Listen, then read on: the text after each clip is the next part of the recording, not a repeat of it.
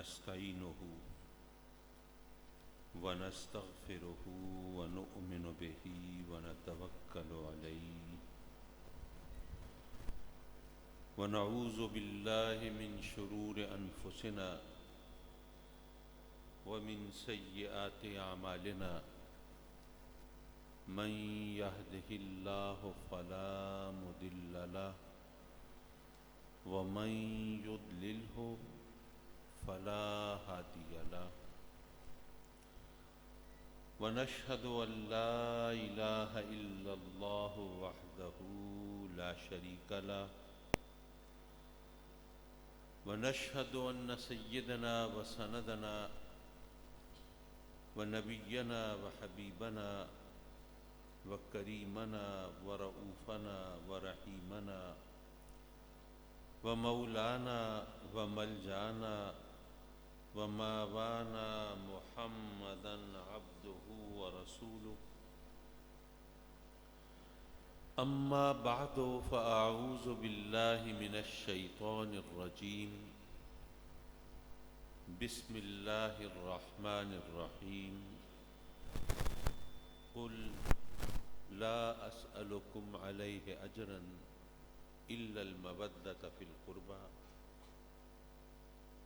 صدق الله مولانا العلي العظيم وصدق رسوله النبي الأمين ونحن على ذلك لمن الشاهدين والشاكرين والحمد لله رب العالمين۔ میر محفل صدر مجلس سید السادات حضرت پیر سید حامد شاہ صاحب دامت برکاتہم العالیہ اور حضرت پیر سید عامر علی شریفی دامت برکاتہم العالیہ، اور آج کی یہ صرف آج کی نہیں بلکہ یہ 10-12 روز کی جو محفلیں سجائی جا رہی ہیں اور محافل ذکر حسین سے دلوں کے زنگ دھوئے جا رہے ہیں اور ایمان کو جلا بخشی جا رہی ہے اور عقیدے کو صحیح رخ دکھایا جا رہا ہے، ان محافل کے منتظم حضرت قبلہ پیر مفتی تنویر الحسن صاحب مدنی الرفاعی اور گیلانی اسلامک سینٹر، اور اس باوقار محفل میں تشریف فرما ذی احتشام علماء کرام، سادات کرام، مہمانان گرامی اور مکرم و معزز حاضرین محفل، سن 1444 ہجری کا آغاز ہو چکا ہے۔ میں خاص طور پر اسلامی سن کا ذکر اس لیے کر دیتا ہوں کہ مہینہ یاد رکھنا تو دور کی بات ہے، ہم مسلمان اسلامی سن بھی یاد رکھنے کی زحمت گوارا نہیں کرتے۔ بہرحال سن 1443 ہجری گزر چکا، سن 1444 ہجری کا آغاز ہوا، جس کی پہلی تاریخ امیر المومنین خلیفۃ الرسول سیدنا عمر فاروق رضی اللہ تعالیٰ عنہ کے شہادت کے حوالے سے مانی جاتی ہے، اور ویسے تو مسلمانان عالم پورا محرم امام عالی مقام سیدنا امام حسین علیہ السلام کی بارگاہ میں اپنی عقیدتوں محبتوں کا خراج پیش کرتے ہیں۔ نہ جانے آپ نے کبھی غور کیا یا نہیں کیا کہ جو خلفائے راشدین ہیں، سیدنا صدیق اکبر، عمر فاروق، عثمان غنی، حیدر کرار، سیدنا امام حسن، ان میں سے صرف امام سیدنا صدیق اکبر ہیں جو طبعی طور پر دنیا سے رخصت ہوئے۔ باقی چاروں امام انہوں نے جام شہادت نوش کیا، اور ان چار اماموں میں سے صرف سیدنا عمر فاروق ہیں جو ایک غیر مسلم کے ہاتھوں جنہوں نے جام شہادت نوش کیا، ایک مجوسی کے ہاتھوں، آتش پرست کے ہاتھوں، اور باقی تینوں جو خلفائے راشد ہیں ان کی شہادت کا سہرا کلمہ پڑھنے والوں کے سر ہے۔ ایک عام آدمی اس بات کو دیکھے تو وہ سوچتا ہے کہ یہ عجیب بات ہے، خلافت راشدہ سے بہتر تو کوئی دور، ظاہر ہے اب دور نبوت کو تو کسی سے تقابل کیا نہیں جا سکتا اس کا، تو باقی ادوار میں سب سے بہتر دور خلافت راشدہ کا ہے، اور اس کے اندر اگر خلفائے راشدین اگر اس طرح جام شہادت نوش کرتے ہوں تو اب اس کا کیا مطلب لیا جائے؟ میں عرض کروں گا کہ ویسے تو ہر شخص اپنے ذہن اپنی سوچ کے مطابق نتیجہ اخذ کرے گا، میں نے اس کا مطلب یہ نکالا کہ رب کائنات نے گویا یہ فرمایا کہ اے میرے بندو، اگر عمر فاروق جیسی ہستی جام شہادت نوش کر لے لیکن پھر بھی اسلام کی گاڑی رکتی نہیں ہے، عثمان غنی اور حیدر کرار، امام حسن اگر وہ شہید ہو جائیں تب بھی اسلام ترقی کے راستے پر گامزن رہتا ہے، تو اگر کبھی تمہارا کوئی لیڈر ہو، کوئی راہبر ہو، کوئی رہنما ہو، کوئی پیشوا ہو، تمہارے دلوں کی دھڑکن ہو، تمہاری آنکھوں کا سرور ہو اور سر کا تاج ہو، اگر وہ دنیا سے رخصت ہو جائے تو دل چھوڑ مت بیٹھنا، ہمت ہار مت بیٹھنا، اور یہ مت سوچنا کہ اب راستے مسدود ہو گئے جی، اب آگے بڑھ کیسے سکتے ہیں جی جناب، اب تو ہمارے لیے ترقی کا راستہ ختم ہو گیا۔ نہیں، اگر خلفائے راشدین اس طرح شہید ہوں تو تب بھی اسلام کی گاڑی ترقی کے راستے پر گامزن رہتی ہے، اور پھر بالآخر مسلمان دنیا میں واحد سپر پاور بن کر سامنے آتے ہیں۔ تو اس سے پتہ چلتا ہے کہ بعد میں آنے والے لوگ اگر اس طرح دنیا سے رخصت ہوں تو ان کے جانے سے تم اس قانون قدرت کے اندر کوئی تبدیلی کا تصور مت کرنا۔ مجھے جو موضوع دیا گیا وہ تو حب اہل بیت کے حوالے سے ہے، اور میں سمجھتا ہوں کہ اگر اس پر کام کیا جائے اور حاشیہ چڑھایا جائے تو ایسی کوئی چیز نہیں ہے جس کو ثابت کرنے کی ضرورت ہو۔ ثابت وہ چیز کی جاتی ہے جو ڈسپیوٹڈ ہو، جو متنازع ہو، جس پہ دو رائے ہوں۔ اہل بیت کی محبت ہمارے دین کا سرمایہ ہے، ہمارے ایمان کا جز ہے، اس پر کسی نے آج تک اختلاف کی جسارت نہیں کی۔ لیکن میں آپ کو ایک مختلف زاویے سے عرض کرنے کی کوشش کروں گا۔ دیکھیے، رب کائنات نے کہلوایا اپنے محبوب سے، قل اے محبوب آپ کہہ دیجئے۔ اگر میرے آقا کریم خود کہتے تو اقربا پروری کا الزام لگتا، نہ جانے کوئی کیسی باتیں بناتا، کس طرح آوازیں کستا، کیا کرتا۔ تو رب کائنات نے فرمایا کہ اے محبوب خود نہ کہہ، میرے کہنے پہ کہہ دے، اور جو بات میرے کہنے پہ کہے گا اس پر تو کسی کو اعتراض کی گنجائش ہو ہی نہیں سکتی۔ تو اے محبوب میں تجھ سے کہہ رہا ہوں کہ تو کہہ دے کہ میں تم سے اس پر کوئی اجر نہیں مانگتا۔ کس پر اجر نہیں مانگتا اس کا کوئی ذکر نہیں۔ تو ظاہر ہے کہ اجر جس چیز پر مانگا جا سکتا ہے اسی کا ذکر ہوگا۔ بھئی کوئی اچھا کام ہوگا، کوئی احسان ہوگا، کوئی بھلائی ہوگی، ہمارے ساتھ کوئی اچھائی ہوگی، حسن سلوک ہوگا، اسی کا اجر مانگا جا سکتا ہے نا۔ تو جو چیزیں اچھی ہیں، بھلائی کی ہیں، خیر کی ہیں، احسان کی ہیں، جن پر اجر مانگنے کا تصور قائم ہو سکتا ہے، تو اللہ نے فرمایا کہ اے محبوب ان سے کہہ دے کہ اگر تمہیں ایمان کی دولت ملی، اگر تمہیں ہدایت ملی، سیدھا راستہ ملا، اللہ کی رحمتیں ملی، بلکہ اور چیزیں جانے دو، لولاک لما خلقت الدنیا لولاک لما اظہرت الربوبیہ، ارے یہ کائنات تو میں نے پیدا اے محبوب تیرے صدقے میں کی ہے، اگر تو نہ ہوتا یہ شمس و قمر، یہ دشت و جبل، یہ کوہ و دمن، یہ برگ و شجر، یہ قطرہ و دریا، ذرہ و صحرا، یہ تمام کائنات کچھ نہ ہوتی، یہ بساط ہستی بچھائی ہے تیرے لیے اور نگار خانہ قدرت سجایا ہے تیرے لیے۔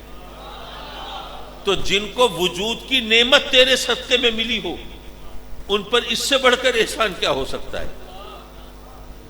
تو اے محبوب تیری جو بھی عنایتیں ہیں، جو بھی کرم ہے، احسان جو بھی ہیں، ان کے بدلے کہہ دے کہ میں تم سے اور تو کچھ نہیں مانگتا اور تم مجھے دے بھی کیا سکتے ہو، تمہاری اوقات کیا ہے، حیثیت کیا ہے، لیکن اگر تم احسان شناسی کا جذبہ دل میں پیدا کر کے کچھ پیش کرنا چاہو تو کیا کرو، تم ایسا کرو میرے اہل بیت سے، میرے قرابت داروں سے محبت کرو۔ تو یہاں پر ایک بہت جاندار سوال پیدا ہوتا ہے۔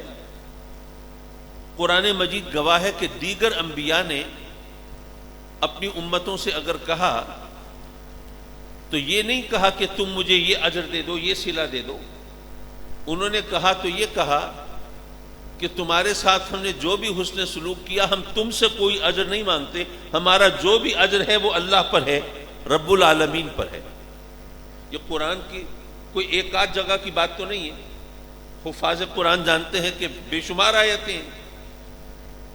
اب وہ باقی انبیاء جو ہیں وہ کہتے ہیں کہ ہم نے اگر تمہیں ہدایت دی ہے، تمہیں صراط مستقیم دکھائی ہے، تمہیں ہمارے ساتھ کوئی حسن سلوک کیا ہے تو ہم تم سے کوئی اور صلہ نہیں مانگتے، ہم تم سے کہتے ہیں کہ ہم نے جو کچھ کیا ہمارا معاملہ اللہ سے ہے، وہی صلہ دے گا، وہی کرم فرمائے گا۔ تو باقی انبیاء تو کہیں کہ ہم تم سے صلہ نہیں مانگتے، اور آقا کریم فرمائے کہ میں تم سے صلہ مانگتا ہوں، تو یہ بات تھوڑی ہلکی لگتی ہے۔ بے شک آپ کسی کے ساتھ کوئی بھلائی کریں اور اس کا کوئی صلہ مانگیں، جیسے ہوتا ہے ہمارے ہاں خاص طور پر، چلیے سیاسی حوالے سے لوگوں کو بات زیادہ سمجھ میں آتی ہے، جناب الیکشن ہو رہے ہیں، آپ نے کسی کے ساتھ حسن سلوک کیا ہے، اس کو ووٹ دیے ہیں، اس کی کامیابی میں اپنا حصہ ڈالا ہے، اور جب وہ کامیاب ہو گیا ہے تو اس کے بعد آپ گئے ہیں کہ بھئی جناب دیکھیے ہم نے آپ کو ووٹ دیے تھے، کامیاب کرایا تھا، اب یہ ہمارا مسئلہ ہے، آپ ہمارا یہ مسئلہ حل کریں۔ تو اگر آپ نے اس کے ساتھ کوئی بھلائی کی تھی تو اس کا صلہ مانگنے گئے ہیں، تو کیا یہ بری بات ہے؟ بری بات تو نہیں ہے۔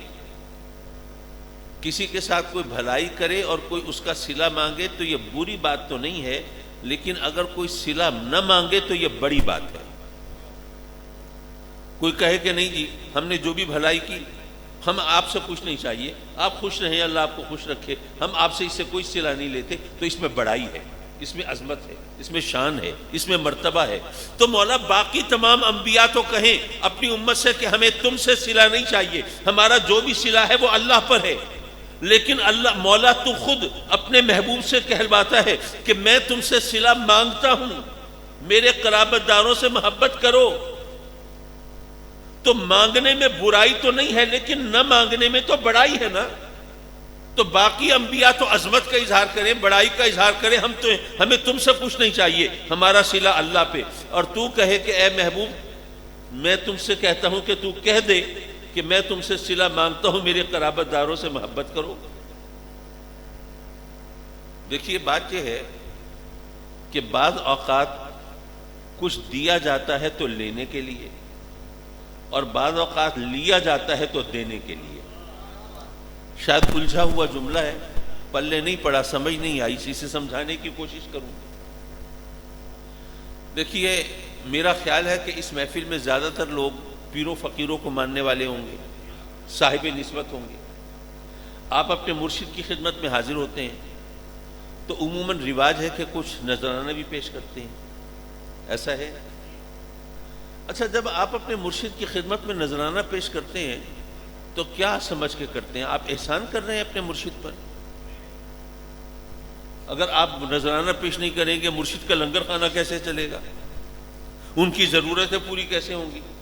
ان کی کوئی زمینیں نہیں ہیں، جاگیریں نہیں ہیں، کوئی فیکٹریاں نہیں لگی، وہ کچھ نہیں، وہ تو درویش آدمی ہیں، مریدوں کے نذرانوں پہ سلسلہ چلتا ہے، تو آپ کہیں کہ جی ہمارا بڑا احسان ہے، ہم نے اپنے مرشد کو نذرانہ پیش کیا۔ نہیں، آپ نذرانہ پیش کر رہے ہیں کس لیے؟ کہ اگر انہوں نے قبول فرما لیا اور توجہ فرما دی تو ہماری بگڑی سنور جائے گی۔ یہ آپ کچھ دے رہے ہیں تو لینے کے لیے دے رہے ہیں۔ بعض اوقات دیا جاتا ہے لینے کے لیے، اور بعض اوقات لیا جاتا ہے دینے کے لیے۔ چلیں ایک سادہ سی مثال سے یا سیاسی انداز سے شاید آپ زیادہ آسانی سے سمجھیں. فرض کیجئے آپ کے علاقے میں وزیر اعظم آ رہا ہے. میں کسی کا نام نہیں لے رہا کہ آپ کہیں جی فلاں وزیر اعظم اور فلاں پارٹی کا. میں تو ایک سیدھی سادی مثال دے رہا ہوں. آپ کے علاقے کے اندر وزیر اعظم آ رہا ہے. اب اس کی پارٹی کا کوئی کارکن ہے تو وزیر اعظم یہاں کی ایڈمنسٹریشن کو کہتا ہے کہ بھئی میری پارٹی کا وہ جو کارکن ہے نا اس کو بتاؤ کہ میں آ رہا ہوں تو اس کے گھر آؤں گا چائے پینے کے لیے. اب جناب یہاں پر تو انتظامیہ حیران پریشان. ہم نے تو اس بندے کا نام بھی نہیں سنا. ڈھونڈو بھائی وہ بندہ کون ہے. وزیر اعظم صاحب جائیں گے اس کے پاس چائے پینے کے لیے. اب جب اس غریب کارکن کو پتہ چلے وزیر اعظم میرے پاس آ رہا ہے چائے پینے کے لیے تو وہ کیا کہے گا؟ کیا یہ کہے گا یار وزیر اعظم نے مصیبت ڈال دی میرے سر, میں تو غریب آدمی ہوں. وزیر اعظم اکیلا آدمی ہو چلو ایک پیالی چائے پلا دے, وہ تو اس کے ساتھ فوج ہوتی ہے, 50-100 آدمی ہوں گے, اتنے مردوں کو چائے کیسے پلاؤں گا؟ چلو خالی چائے پلانی ہوتی تو چلو میں کر لیتا, لیکن چائے کے ساتھ کوئی کیک بسکٹ خاطر تواضع کرنی ہوگی, میں غریب آدمی کہاں سے کروں گا؟ کیا وہ ناراض ہوگا؟ کیا پریشان ہوگا؟ نہیں, وہ تو پھولا نہیں سمائے گا. وزیر اعظم نے اس غریب کارکن کو اتنی عزت دی ہے, وہ تشریف لا رہے ہیں میرے پاس چائے کا کپ پینے کے لیے. یارو بظاہر اس نے چائے مانگی ہے لیکن حقیقتاً کتنی عزت دی ہے اس کارکن کو, ذرا سوچئے تو صحیح. بعض اوقات دیا جاتا ہے لینے کے لیے اور بعض اوقات لیا جاتا ہے دینے کے لیے. تو اللہ نے گویا یہ فرمایا کہ اے محبوب جب تو اپنے اہل بیت کے لیے, اپنے قرابت داروں کے لیے, حسنین کریمین کے لیے, خاتون جنت کے لیے, جب تو اپنے غلاموں سے, اپنے امتیوں سے, اپنے نام لیواؤں سے اگر تو محبت طلب کرے گا تو اے محبوب جب یہ ان سے محبت کریں گے تو جنت کے سرداروں سے جو محبت کرے گا تو کیا جنت کے سردار اس کو جہنم میں جانے کے لیے چھوڑ دیں گے؟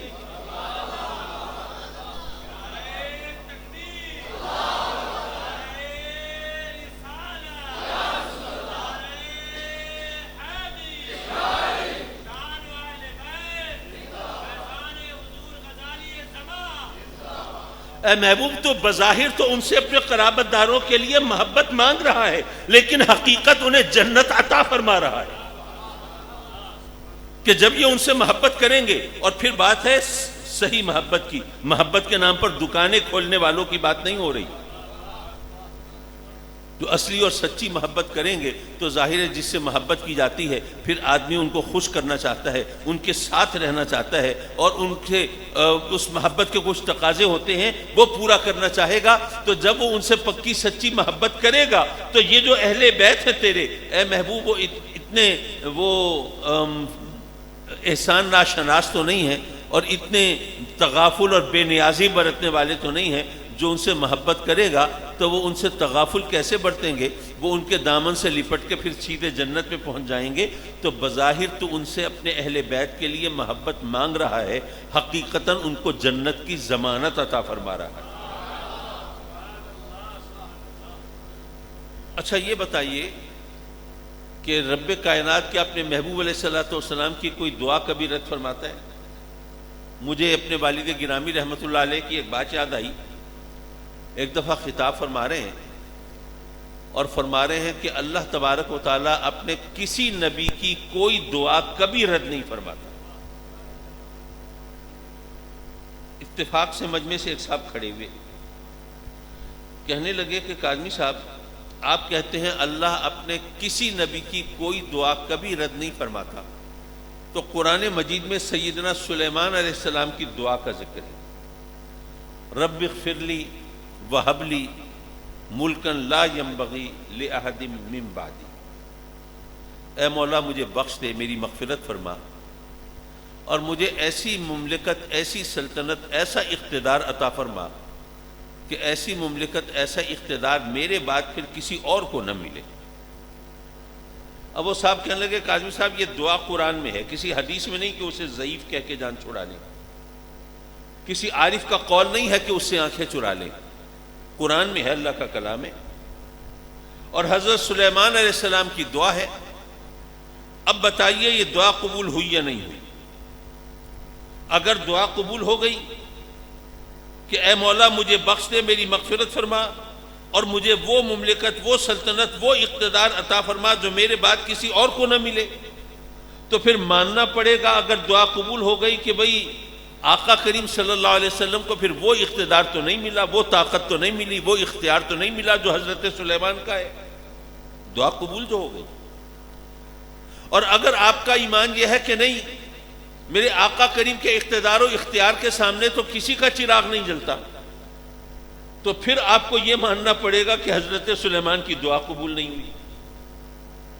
تو ایک چیز تو آپ کو ماننی پڑے گی۔ میرے والد گرامی رحمۃ اللہ علیہ کی عادت تھی کہ اگر کوئی شخص ایسا سوال کرتا کہ جس کا جواب دینا بظاہر ممکن نظر نہیں آتا تھا تو جواب دینے سے پہلے تبسم فرماتے تھے، مسکراتے تھے۔ ابا جی قبلہ مسکرائے اور فرمایا کہ آپ کے اعتراض کا جواب تو اسی آیت میں موجود ہے، کہیں اور جانے کی ضرورت ہی نہیں۔ اچھا وہ صاحب پتہ نہیں مسکراہٹ سے چڑ گئے یا جواب دینے کے انداز سے، کہنے لگے کہ آدمی صاحب ہم نے سنا تھا کہ آپ بہت بڑے عالم ہیں، آپ کے علم کے سامنے تو بڑے بڑے علماء پانی بھرتے دکھائی دیتے ہیں، آپ فلسفے اور منطق کے امام ہیں اور جو بات کہتے ہیں وہ شریعت اور عقل کے ترازو میں تول کے کہتے ہیں، آپ نے کیا سمجھا ہے میں ایک عام آدمی ہوں جس کو آپ ایسے ہی باتوں میں ادھر ادھر کی باتوں میں ٹرخا دیں گے، بہلا دیں گے؟ میں پنجاب یونیورسٹی میں عربی زبان کا پروفیسر ہوں اور مجھے پتہ ہے کہ اس آیت کے اندر کوئی لفظ کوئی حرف ایسا نہیں جو میرے سوال کا جواب بن سکے، آپ مجھے بیوقوف بنا رہے ہیں۔ ابا جی قبلہ پھر مسکرائے، فرمایا کہ قرآن اگر صرف عربی زبان کی نزاکتیں جاننے سے سمجھ میں آ جاتا تو ابو جہل ابو لہب تو کبھی کافر نہ رہتے۔ ان صاحب نے کہا اچھا چلیے ابھی دودھ کا دودھ پانی کا پانی ہو جائے گا، ابھی ڈھول کا پول کھل جائے گا، ابھی آپ کے علم کا سارا منظر سامنے آ جائے گا، ذرا بتائیے مجھے بھی پتہ چلے کہ جناب یہ عربی کی نزاکتیں جاننے سے قرآن سمجھ میں نہیں آتا، تو اس میرے سوال کا جواب کہاں ہے اس آیت میں؟ اس سارا مجمع گواہ ہو جائے گا۔ ابا جی قبلہ نے فرمایا کہ دیکھیے آیت کے الفاظ ہیں رب اغفر لی وہب لی ملکا لا ينبغی لأحد من بعدی، اے مولا مجھے بخش دے، میری مغفرت فرما اور مجھے وہ مملکت عطا فرما، وہ سلطنت عطا فرما کہ میرے بعد ایسی حکومت ایسی سلطنت کسی اور کو نہ ملے۔ تو میرے سیدنا سلیمان علیہ السلام تو دعا کر رہے ہیں کہ مولا ایسی مملکت ایسا اقتدار ایسی سلطنت میرے بعد کسی اور کو نہ ملے، اور میرے آقا کریم حضرت سلیمان کے بعد کب ہیں؟ وہ تو پہلے ہیں۔ اول ما خلق اللہ نوری، سب سے پہلے اللہ نے میرے نور کو پیدا فرمایا۔ انا اولہم خلقا و آخرہم باسا، بے شک تخلیق میری بے شک میری سب سے بعد میں ہوئی لیکن تخلیق تو سب سے پہلے ہوئی ہے نا۔ کنت نبیا و آدم بین الماء والطین، کنت نبیا و آدم بین الروح والجسد، ارے پانی اور مٹی میں حضرت آدم تھے، میں اس وقت بھی نبی تھا، اور جسم و روح کے درمیان معلق تھے، میں اس وقت بھی نبی تھا۔ تو پتہ یہ چلا کہ یہ تمام کائنات بعد میں ہے اور میرے آقا کریم پہلے ہیں، گردش لیل و نہار بعد میں ہے اور میرے آقا کریم پہلے ہیں، سلسلہ نبوت و رسالت بعد میں ہے اور میرے آقا کریم پہلے ہیں۔ تو پتہ یہ چلا کہ حضرت سلیمان کو بھی اگر یہ اقتدار اور مملکت ملی ہے تو میرے آقا کریم کے صدقے میں ملی ہے۔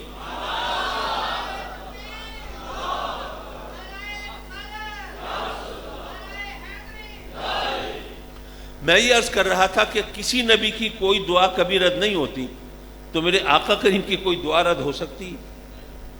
اب وہ حدیثیں تو آپ نے بہت پڑھی ہوں گی لیکن پتہ نہیں اس زاویے سے آپ نے اس کی طرف توجہ کی یا نہیں کی۔ میرے آقا کریم تشریف فرما ہے، رات کا وقت ہے، صحابی آتے ہیں، مختلف واقعات ہیں، مختلف احادیث ہیں، صحابی آتے ہیں ملنے کے لیے، میرے آقا کریم ملاقات کے لیے تشریف لاتے ہیں تو آپ نے چادر مبارک اوڑھی ہوئی ہے اور ایسا لگتا ہے جیسے اس چادر میں آپ نے کچھ چھپایا ہوا ہے۔ اب صحابی آتے ہیں، ایک تجسس ہوتا ہے نا، سسپینس ہوتا ہے، آقا کریم کی چادر میں کیا ہے؟ آقا کریم اپنے غلاموں صحابیوں کا تجسس بھانپ کر وہ چادر کھولتے ہیں، ہٹاتے ہیں تو دونوں شہزادے حسن اور حسین وہ محو خواب ہیں۔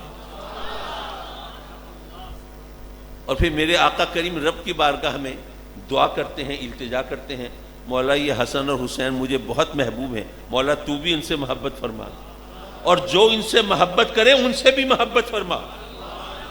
یہ میرے آقا کریم کی دعا ہے. ارے ہم اللہ کا محبوب کرنے کے لیے چلے کاٹتے ہیں، دعائیں کرتے ہیں، نہ جانے کیا کیا ریاضت کرتے ہیں اور کون کون سے عملیات سوچتے ہیں. ہمارے پاس بھی لوگ آتے ہیں، جناب اللہ کا محبوب بننے کے لیے ہم کیا کر سکتے ہیں؟ اللہ کا محبوب بننا کوئی آسان کام تو نہیں، لیکن آقا کریم نے ہمیں کتنا آسان راستہ دکھایا ہے. تم حسنین کریم سے محبت کرو، اللہ تمہیں اپنا محبوب بنا لے گا. اور ظاہر ہے میرے آقا کریم کی دعا کبھی رد تو ہو نہیں سکتی. تو اگر تمہیں یقین ہو کہ حسنین کریمین سے محبت تمہیں محبوب اللہ کا محبوب بننے کے مقام پر فائز کر سکتی ہے، تو تم اتنا سادہ اور آسان راستہ کیسے چھوڑ سکتے ہو؟ لیکن محبت کے اپنے تقاضے ہیں. میں اہل سنت سے خاص طور پر، کیونکہ یہاں پر ظاہر ہے کہ جو غالب اکثریت ہے وہ اہل سنت ہی کی ہے، میں ان سے گزارش کر رہا ہوں کہ ہم لوگوں کا بھی عجیب حال ہے. ہم لوگوں نے جس طرح اسلام کا چہرہ مسخ کرنے کی کوشش کی، اللہ تعالیٰ رحم کرے ہمارے حال پر. ہم سمجھتے ہیں کہ کسی کی اگر زمین دبا لی ہے یا رقم ہتھیا لی ہے یا عورت بھگا لی ہے تو کوئی فرق نہیں پڑتا، ہم میلاد کی 10 لے کے دیں گی نا، مسئلہ حل ہو جائے گا، اللہ راضی ہو جائے گا. 11ویں میں ہم چندہ ڈالیں گے نا تو ہمارا یہ گناہ دھل جائے گا. حضرات مکرم، یہ میلاد پہ دیگیں چڑھانے سے، 11ویں میں نظر ماننے سے اور حضور غوث پاک کی غلامی کا اقرار کرنے سے، محفلیں سجانے سے، یہ معاملات اس طرح برابر نہیں ہوتے. یہ ہر ایک کا اپنا کھاتا ہے، اس کا حساب تو ہمیں علیحدہ رکھنا پڑے گا. اگر ہم واقعی اللہ کا محبوب بننا چاہتے ہیں تو ظاہر ہے کہ ہمیں اس راستے پر چلنا چاہیے جہاں پر چل کر ہم اللہ کے قہر و غضب سے بچ سکیں اور اللہ کے فضل و کرم سے ہم حصہ پا سکیں. یہاں پر اس محفل کی تناظر میں ممکن ہے اس کے سینیریو سے ہٹ کر میں بات کر رہا ہوں، لیکن اس میں بھی ہمارے لیے حکمت کی باتیں ہیں. ماشاءاللہ حضور بابا فرید گنج شکر رضی اللہ تعالیٰ عنہ کا عرس مبارک ہو رہا ہے. بہشتی دروازے کے بارے میں آپ جانتے ہیں، آپ میں سے بہت سے لوگوں کو کی سعادت ملی بھی ہوگی اس دروازے سے گزرنے کی. تو کیا خیال ہے، جو اس بہشتی دروازے کو سے گزرا اب وہ جنتی ہو گیا؟ آقا کریم صلی اللہ علیہ وسلم کا فرمان پیش کیا جاتا ہے. تو اگر ایسا ہے کہ ایک دروازے سے گزر کر ہم بہشتی ہو سکتے ہیں تو پھر تو ساری زندگی جو نمازیں پڑھنا اور روزے رکھنا اور حلال حرام کا خیال کرنا اور جائز ناجائز کی تمیز کرنا، یہ سارے تو ڈھکوسلے ہوئے. بس ایک دفعہ دروازے سے گزر.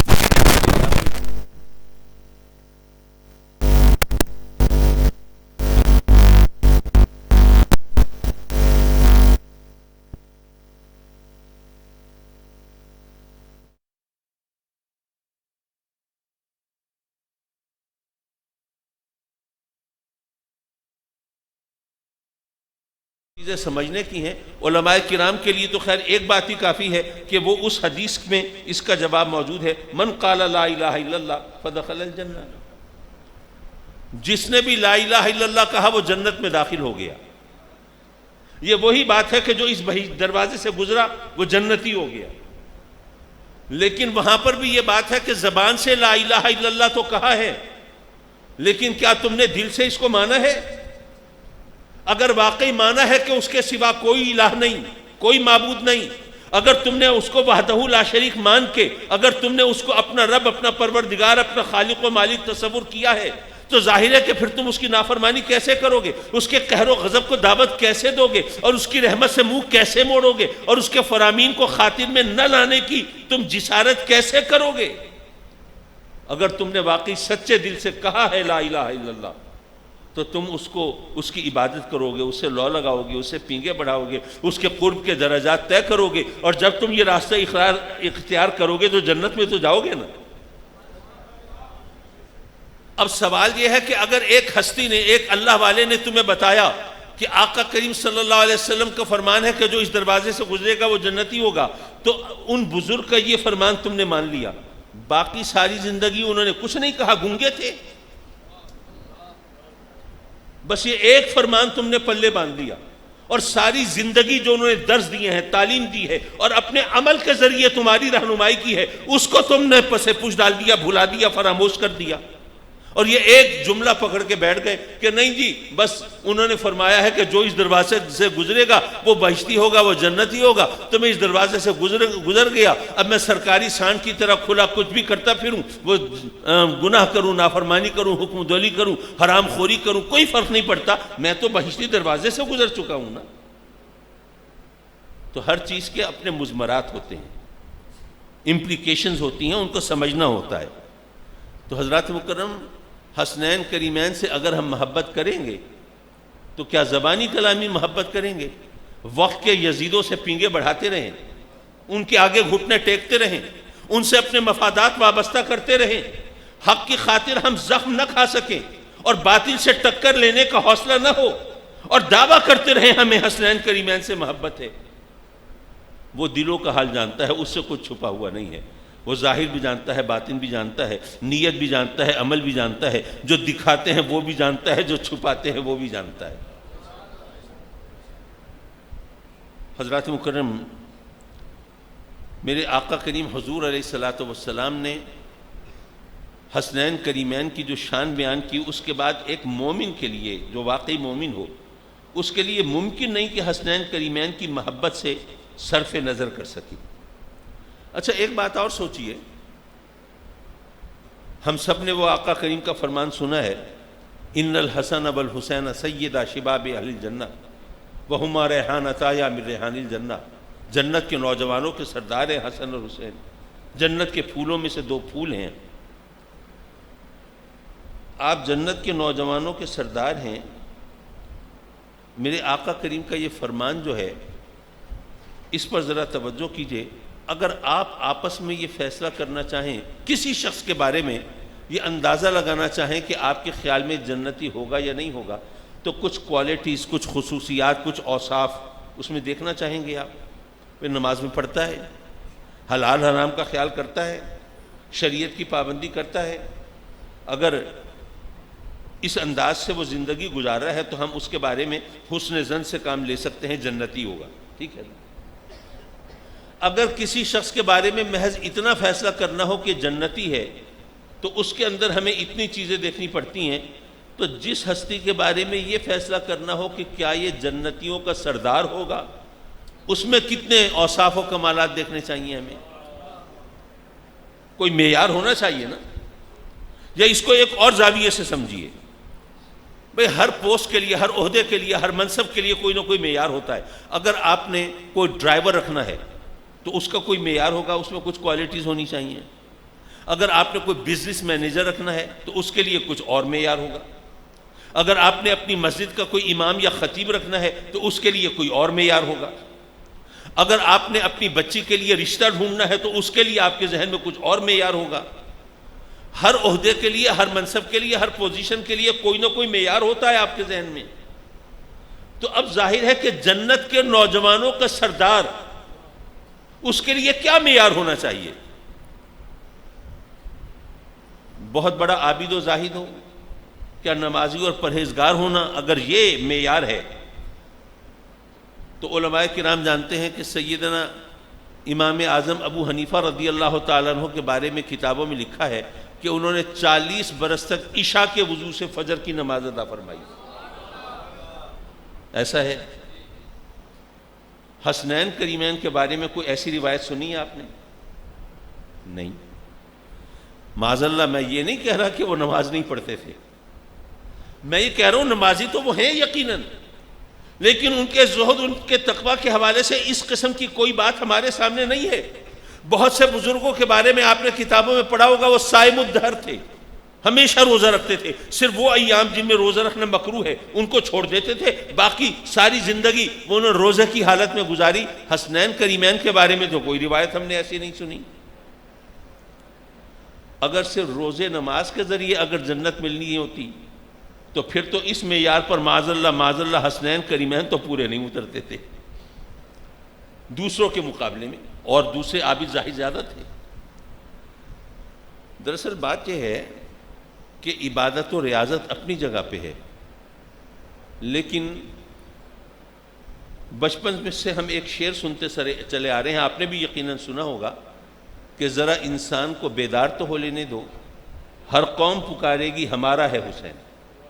سنا ہے آپ نے؟ اب مجھے نہیں پتا اس کا مفہوم آپ نے کیا سمجھا.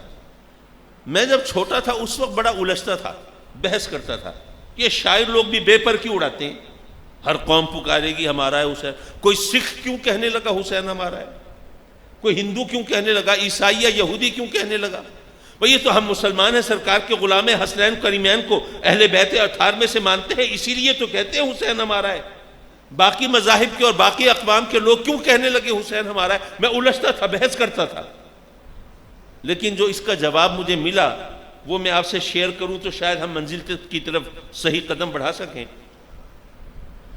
بات یہ ہے کہ اچھائی اور برائی کے دو پیمانے ہیں.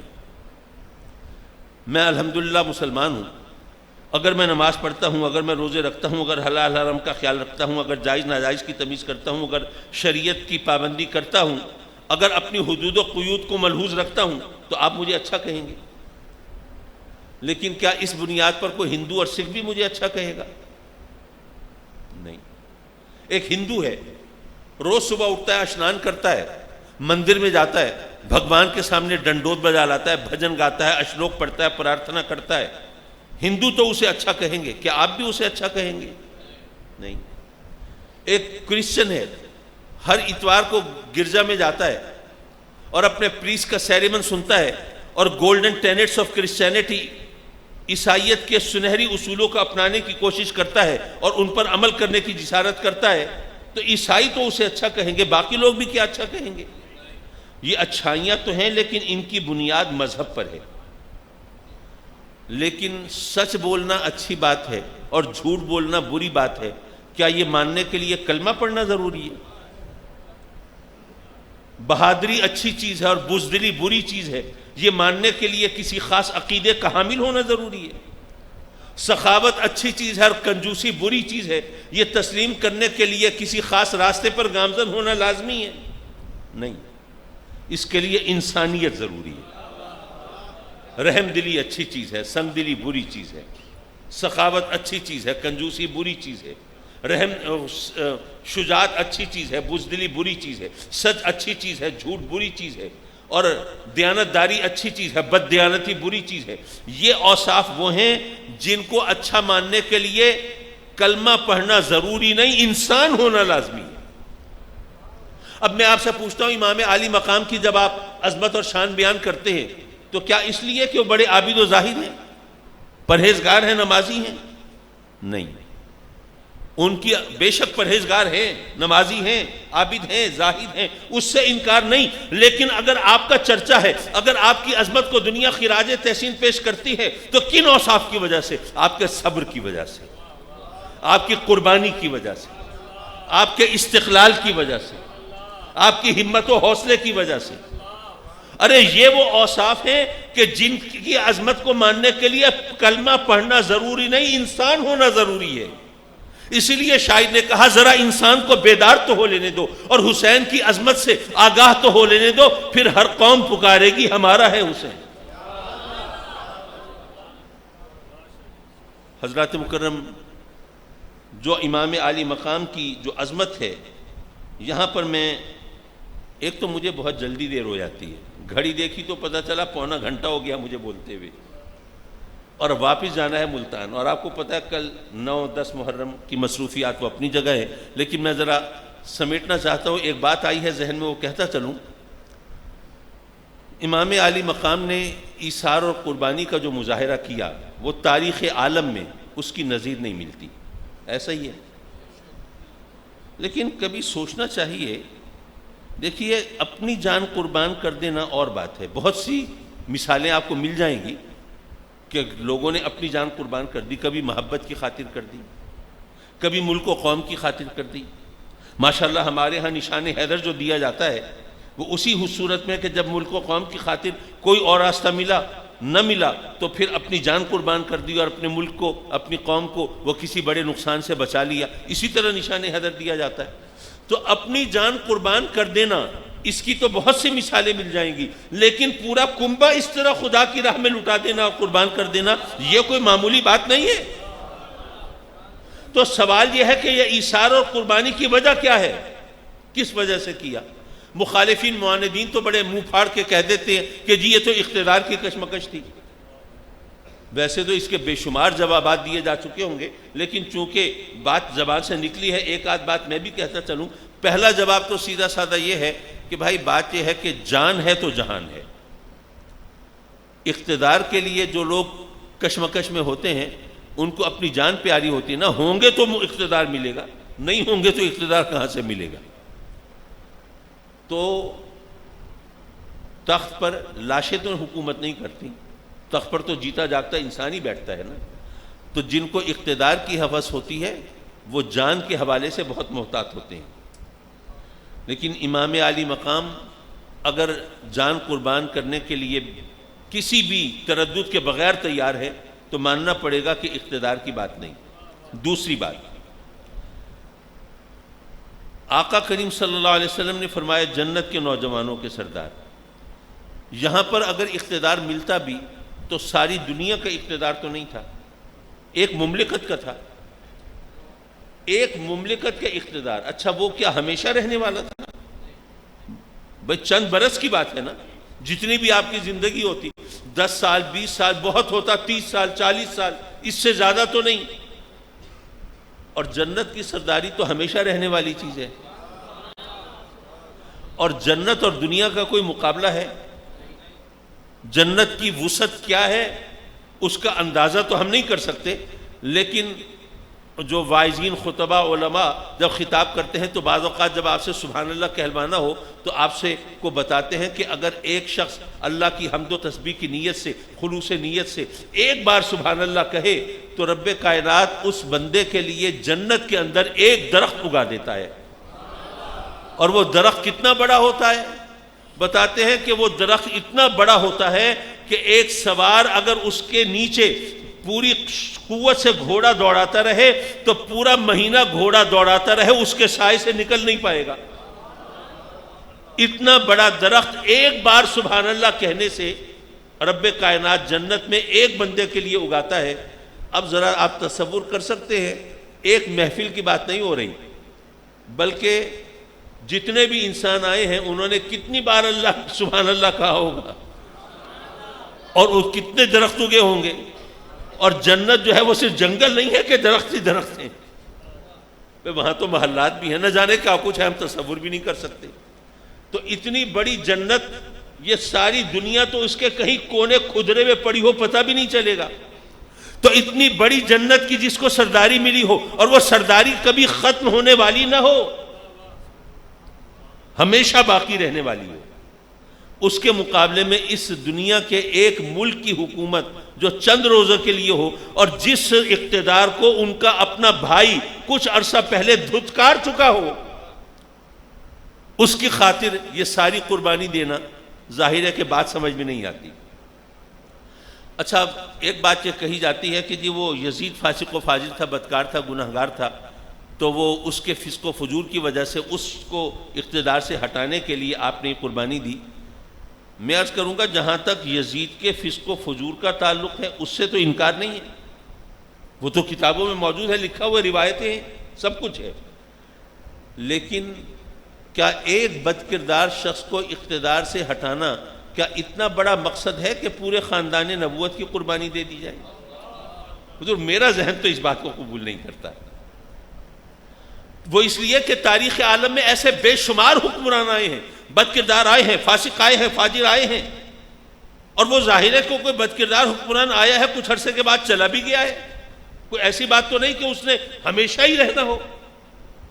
تو پھر اگر یہ اتنا بڑا مقصد نہیں، اگر امام عالی مقام کی صرف اپنی قربانی ہوتی تو ہم کہتے کہ ٹھیک ہے اس مقصد کے لیے دی جا سکتی ہے، لیکن پورے خاندان نبوت کی قربانی ایک شخص کو اقتدار سے ہٹانے کے لیے دینا، یہ بات میرے پلے نہیں پڑتی.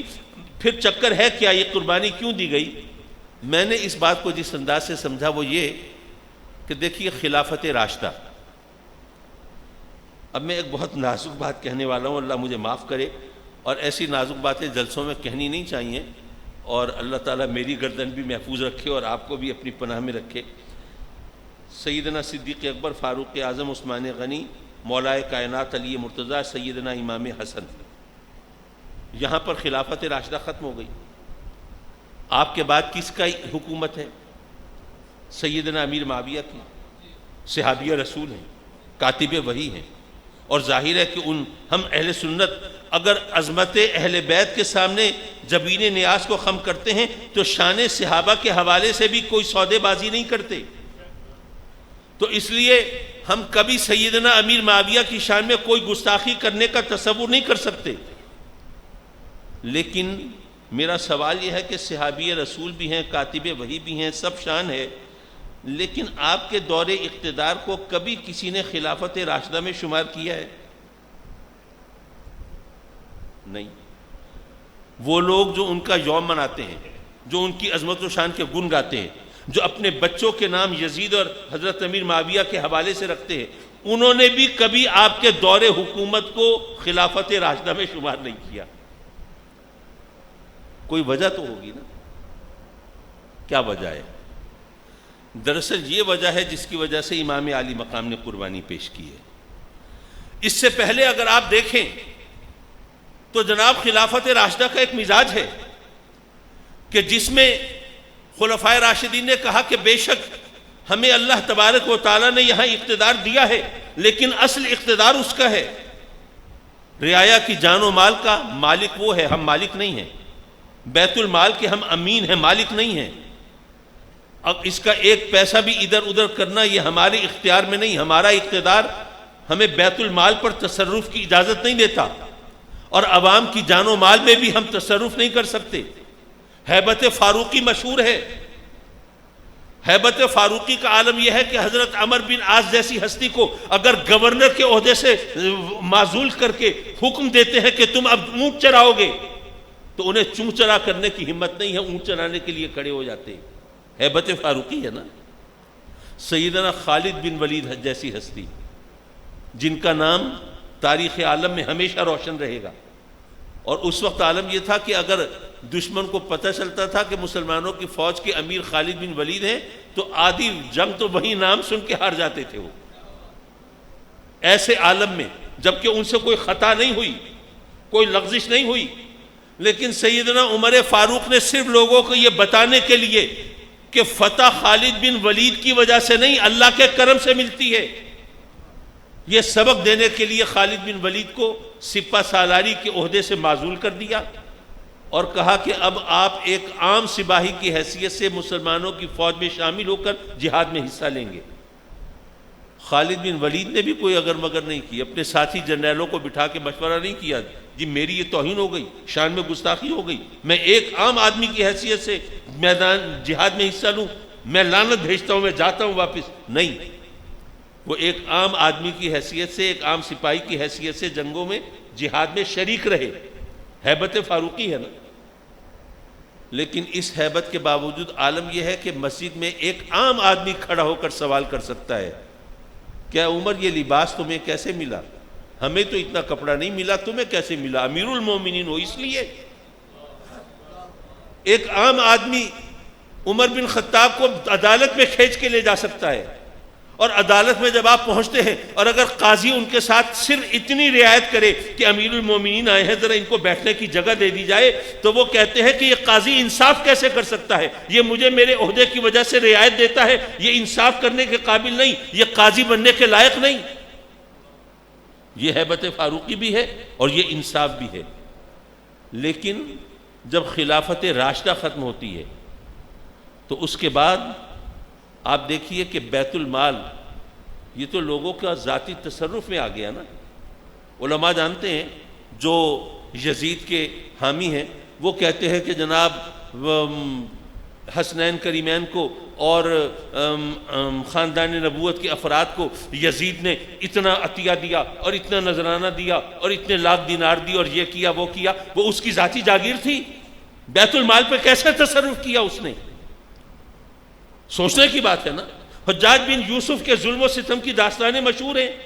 کہا جاتا ہے کہ باقی تمام اقوام کے تمام ظالم ایک پلڑے میں اور حجاج بن یوسف ایک پلڑے میں، تو حجاج بن یوسف کا پلڑا بھاری ہوگا اپنے ظلم و ستم کی وجہ سے. نہ جانے کتنے ہزار بے گناہ لوگوں کا خون اس کی گردن پہ مانا جاتا ہے. ایسا ہی ہے کیا خلافت راشدہ میں کسی بے گناہ شخص کو اس طرح قتل کرنے کا تصور تھا؟ یہاں پہ کئی ہزار لوگوں کا یہ قاتل بیٹھا ہے، اور ظاہر ہے اکیلا تو نہیں قتل کر سکتا، ساری حکومت اس کی معاون ہوگی تبھی تو یہ کر رہا ہے نا۔ تو دراصل بات یہ ہے کہ امام عالی مقام نے یہ اسلام کے نظام حکومت کے اندر یہ تبدیلیاں بھانپ لی تھیں، اب یہ ہو رہا ہے، اب بیت المال ذاتی جاگیر بن رہا ہے، اب جو حکمران ہیں وہ عوام کی جان و مال کو اپنی ملکیت تصور کرنے لگے ہیں، جس کو چاہے تہہ تیغ کر دیں، مار دیں، جس کا چاہے کنبہ اجاڑ دیں اور جس کو چاہے نواز دیں، اور بیت المال سے جس طرح جس کو چاہے لاکھوں دینار اور درہم عطا کر دیں، کوئی پوچھنے والا نہیں ہے۔ یہ اسلام کا مزاج بگاڑا جا رہا ہے۔ ارے پہلے اگر سیدنا عمر فاروق وہ بیت المال کے اونٹ چراتے ہوئے ایک درخت کے سائے کے نیچے اینٹ کو تکیہ بنا کے آرام فرما لیتے ہیں، لیکن اب وہ قیصر و کسریٰ کے انداز آ رہے ہیں، محلات تعمیر کیے جا رہے ہیں، دربان کھڑے ہیں، وہ جناب وہ ان کا کر و فر، وہ تمطراق، وہ آن بان، وہ شان و شوکت، وہ تمام چیزیں وہ مسلمانوں کے اندر آ رہی ہیں۔ فتوحات کے ذریعے جو درہم و دینار کے انبار لگے ہیں وہ مسلمانوں کے پاس جب آئے ہیں تو ان کے اندر وہی شان و شوکت کا انداز نکل آیا ہے۔ تو امام عالی مقام نے اگر قربانی دی تھی تو اس تبدیلی کو دیکھتے ہوئے کہ اسلام کے خوبصورت چہرے پہ دھبے لگ رہے ہیں، اور ظاہر ہے کہ اگر اسلام کے نظام حکومت کے اندر یہ خرابیاں اگر پیدا ہو رہی ہیں تو امام عالی مقام نے گویا یہ تصور فرمایا کہ اگر یہ دیکھ کر میں اپنے گھر میں منہ چھپا کر بیٹھا رہوں تو جنت کے نوجوانوں کے سردار کو یہ زیب نہیں دیتا، اسے تو اپنی قربانی دینی پڑے گی، اسے حق کو اجاگر کرنا پڑے گا، اسے لوگوں کو بتانا پڑے گا، اور اگر ایسا نہ کیا تو پھر مجھے یہ عہدہ زیب نہیں دیتا۔ میں آخری بات کر کے آپ سے اجازت چاہوں گا۔ آقا کریم صلی اللہ علیہ وسلم نے جب فرمایا یہ حسن اور حسین جنت کے نوجوانوں کے سردار ہیں، اس وقت حسنین کریمین کی عمر کیا تھی؟ روایات کے مطابق جب آقا کریم نے دنیا سے پردہ فرمایا اس وقت امام حسین 5 برس کے ہیں، اور حضرت امام حسن اور امام حسین کی عمر میں صرف 1 سال کا فرق ہے، زیادہ فرق نہیں ہے۔ اچھا، آقا کریم نے جو فرمایا کہ جنت کے نوجوانوں کے سردار ہیں، کیا وصال کے وقت فرمایا ہوگا؟ ظاہر آپ پہلے فرما چکے ہیں نا، یعنی جب یہ شہزادے ابھی اپنی ماں کی گود میں ہیں، ابھی شیرخوار بچے ہیں، ابھی چلنا سیکھ رہے ہیں، بولنا سیکھ رہے ہیں، اس وقت میرے آقا کریم نے فرمایا جنت کے نوجوانوں کے سردار ہیں۔ یارو کیا کسی صحابی نے کہا کہ آقا یہ تو اتنے چھوٹے بچے ہیں، گود کے بچے ہیں، کیا پتہ بڑے ہو کے کیسے نکلیں گے؟ آپ نے ان کو کہہ دیا جنت کے نوجوانوں کے سردار۔ کسی نے کہا، کسی نے یہ کہا کہ آقا یہ تو ابھی چھوٹے بچے ہیں، ان کا تو نہیں پتہ نمازیں پڑھیں گے کہ نہیں، حلال حرام کا خیال کریں گے کہ نہیں، اپنے خاندان کی عظمت کے صحیح وارث اور امین بنیں گے کہ نہیں، لیکن آقا آپ کے ساتھ ہجرت کرنے والے ہم، گھر بار چھوڑنے والے ہم، تلواروں کی چھاؤں میں، تیروں کی بارش میں ہم ساتھ دینے والے ہم، زخم کھانے والے ہم، دکھ اٹھانے والے ہم، اور جنت کے نوجوانوں کی سرداری آپ نے اپنے لاڈلے نواسوں کو دے دی، کیا یہ اقربا پروری نہیں ہے؟ کہا کسی نے؟ کبھی کسی نے نہیں کہا۔ کیوں؟ بات یہ ہے کہ ہر عہدے کے لیے ایک معیار ہوتا ہے۔ جنت کے نوجوانوں کی سرداری کے لیے معیار کیا ہے؟ حسین کربلا سے آواز لگا رہے ہیں، اے میرے نانا کی امتیوں، اگر تم میں سے کسی کو جنت کے نوجوانوں کی سرداری کا شوق ہو نا تو کربلا جیسے امتحان سے گزر کے دکھائے۔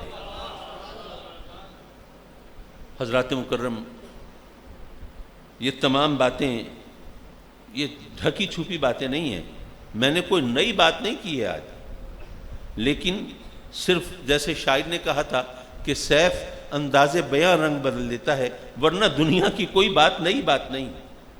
سوچنے کا انداز، بولنے کا انداز، الفاظ کا انتخاب، یہ صورتحال کو تبدیل کر دیتا ہے۔ بہرحال ہم حسینی کہلاتے ہیں، لیکن جیسے میں نے پہلے کہا تھا کہ کہلاتے تو ہیں، لیکن کیا حقیقتاً ہیں؟ کیا حق کی خاطر قربانی دینے کی ہمت ہے؟ کیا باطل سے ٹکر لینے کا حوصلہ ہے؟ لیکن اگر ہم ترغیب و تحریض کے جال میں پھنس جاتے ہیں، کبھی کسی لالچ میں آ جاتے ہیں، کبھی کسی خوف کا شکار ہو جاتے ہیں، تو اس کا مطلب یہ ہے کہ ہم حسینی کہلاتے تو ہیں لیکن ہیں نہیں۔ اور ایک بات ذرا عوامی انداز میں کہہ کے میں آپ کی جان چھوڑ دوں، لوگ کہتے ہیں کہ جی اگر حسین واقعی سچے ہوتے، حق پر ہوتے، تو پھر ظاہر ہے کہ وہ کربلا میں فاتح ہوتے، وہ اس طرح ان کے ساتھ جو کچھ ہوا تو رب کائنات نے ان کی مدد کیوں نہیں فرمائی؟ میں عرض کروں گا کہ فتح و شکست کے حوالے سے ماشاءاللہ آج کل الیکشن کے دوران آپ نے بڑا تجربہ کیا ہوگا کہ کوئی شخص کسی کے ساتھ ہے، الیکشن میں اس کا جو کینڈیڈیٹ ہے وہ ہار گیا، تو اگلے دن وہی ہار لیے دوسرے کینڈیڈیٹ کو پہنا رہا ہے کہ جی میرے گھر والے تو آپ کے ساتھ تھے، میری مجبوری تھی، میں کھل کے سامنے نہیں آ سکتا تھا۔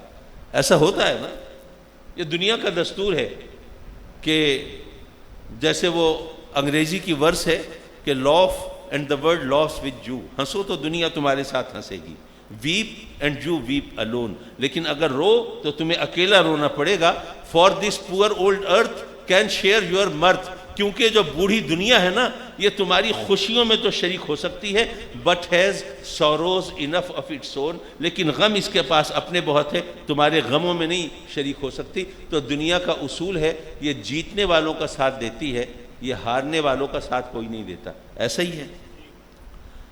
اگر ایسا ہے تو میں آپ سے پوچھتا ہوں، آپ حسین کے ساتھ ہیں یا یزید کے ساتھ ہیں؟ یارو عجیب بات ہے، آپ کو پتہ ہے کہ حسین کا قافلہ تو لٹ گیا تھا، آپ کو پتہ ہے حسین کو تو شہید کر دیا گیا تھا، آپ کے سر اقدس کو نوک سینہ پر آویزہ کر دیا گیا تھا، اور آپ کے جسد اطہر پر گھوڑے دوڑا دیے گئے تھے، اور آپ کے سارے قافلے کو اس مشکل سے دوچار ہونا پڑا تھا۔ آپ سب جانتے ہیں کہ کس طرح دمشق کے کوچہ و بازار میں یہ اس تمام قافلے کی، بے سر و سامان قافلے کی نمائش کی گئی تھی، یہ سب آپ کے علم میں ہے، پھر بھی آپ کہتے ہیں کہ آپ حسین کے ساتھ ہیں۔ دنیا جیتنے والوں کا ساتھ دیتی ہے، پتہ یہ چلا حسین شہید تو ہوئے ہیں، ہارے نہیں ہیں، شہید تو ہوئے ہیں، ہارے نہیں ہیں، بلکہ سر کٹا کے اور جان دے کے جیتنے کا طریقہ یہ حسین نے سکھایا ہے۔ وآخر دعوانا ان الحمدللہ رب العالمین۔